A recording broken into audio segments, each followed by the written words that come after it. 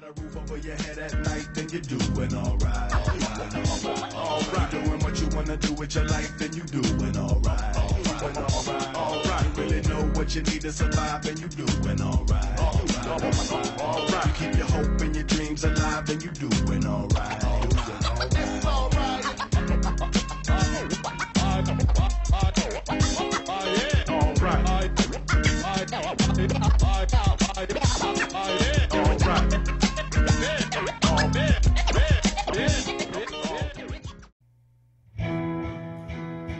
Last time on Sailing Quin, we left home and made our way down the East Coast. We met new friends to travel with and stopped at a lot of cool places along the way.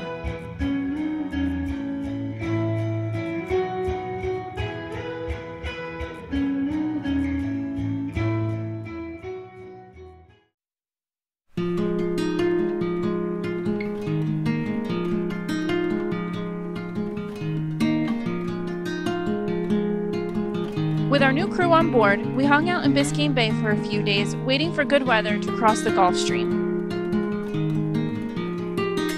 One night, we were lucky enough to have a visit by a pod of dolphins.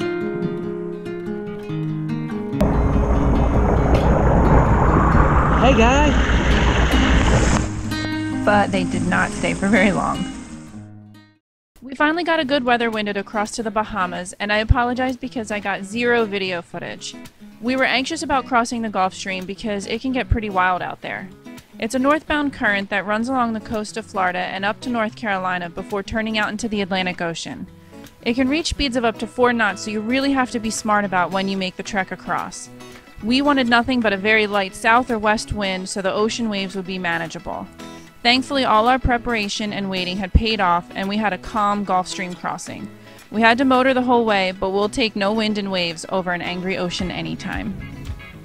It took about 12 hours, but we made it there safely, and they were kind enough to send out the welcome committee of bull sharks to greet us at the marina.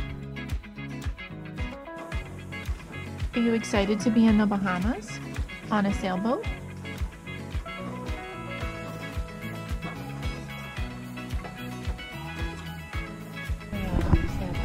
There you go. Hey!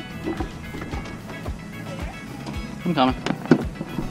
Made it to the Bahamas, baby! Do it. Flag raising ceremony. Should there be music playing? We sailed to Alice-town in Bimini, and the check-in process went smoothly. They gave us a cruising permit for 180 days and a 3-month fishing license. We did have one more step than most people since we brought Lily with us, which was to obtain an animal permit and then having her checked by a vet before we left the States. Make sure it's upright.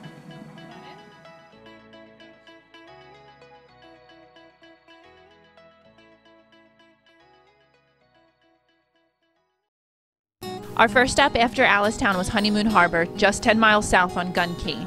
Our friends on Duchess and Intrepid were already there. We caught our first fish along the way. It ended up being a Spanish mackerel. I had to put down the camera to help Ben bring it on board.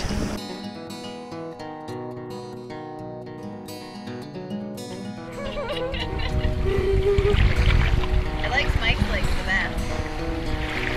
Honeymoon Harbor was beautiful and the water was amazingly clear. The reef there was filled with so much marine life, including the stingrays that wanted to swim between your legs and beg for scraps of food.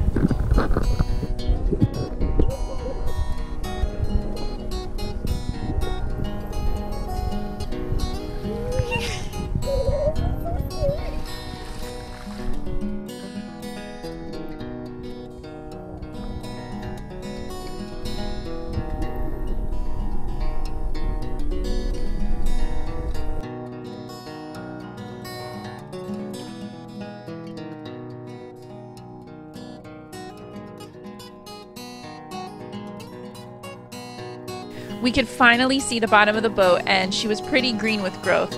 It took a few hours, but we put half our crew to work, and we dove in over and over again and scrubbed her the best we could.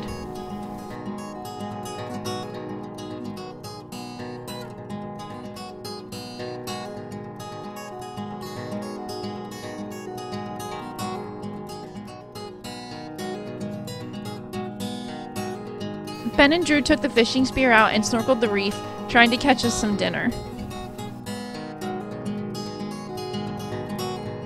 They shot at a few fish, but unfortunately they didn't come home with anything.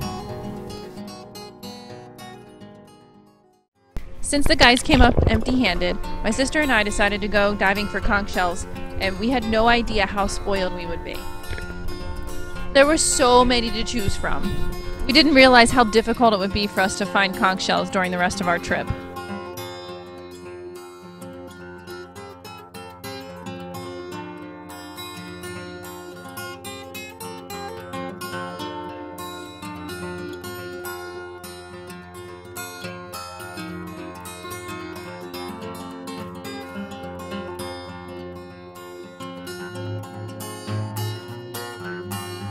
It was about 12 feet to the bottom, so we took turns diving.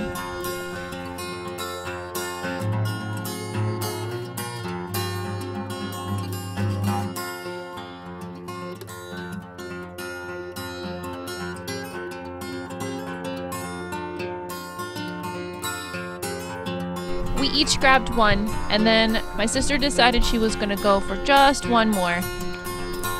Then we had an unexpected visitor.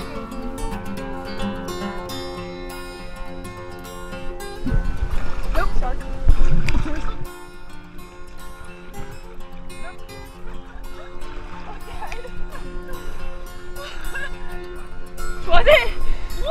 Alright, tune in! Before we left the next day, we had a funny looking fish swimming around the boat. It turned out to be a remora, which means we didn't do that great of a cleaning job on the underside as we thought. Remoras usually cling to larger marine animals like sharks and rays and feed off parasites on their skin. If the conditions are right, they'll attach themselves to your boat and sometimes even to swimmers. We sailed over to the wreck of the SS Sakana to do some snorkeling. The Sakana was a concrete cargo ship that ran aground in 1926 during a hurricane. The bottom has turned into a reef filled with an amazing amount of fish and stingrays and even the occasional shark.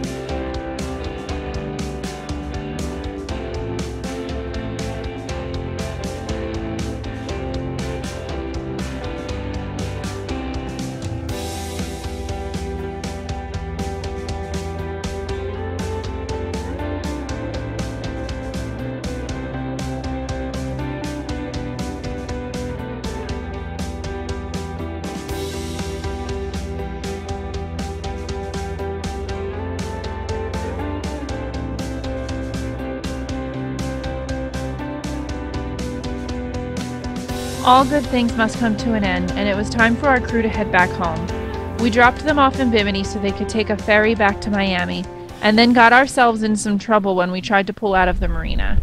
It's hard to tell from this really short video, but Quin is hard aground, and Ben is putting out a stern anchor. Ben, tell us what happened in Bimini.